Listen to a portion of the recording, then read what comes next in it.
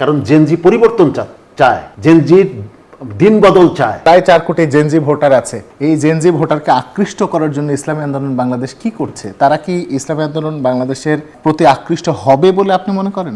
নিশ্চয়ই, কারণ জেনজি পরিবর্তন চায়, জেনজির দিন বদল চায়। যে দিন আমরা দেখে এসেছি এই দিনের বদল চায়।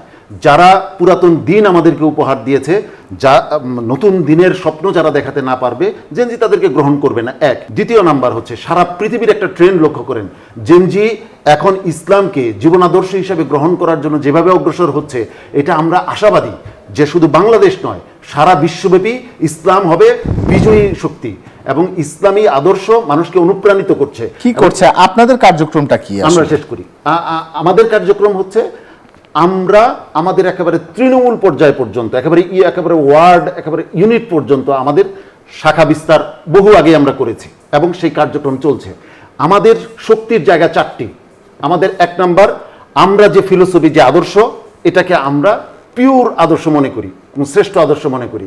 আমাদের লিডার, আমাদের নেতাকে আমরা আস্থাভাজন নেতা মনে করি এবং তিনি কোনো লোভ লালসার কাছে কখনো পরাস্ত হননি।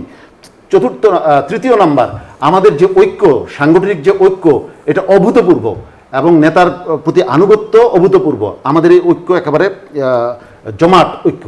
4র্থ নাম্বার, আমরা আশা করছি মানুষ এবার পরিবর্তন চায়, মানুষ এবার নতুন এক দিন দেখতে চায়। সেজন্যই জেনজি বলুন, মহিলা ভোটার বলুন এবং সাধারণ মানুষ বলুন, সকলের ভোট ইসলামী আন্দোলন তথা হাত পাখার দিকে আসবে বলে আমরা বিশ্বাস করি।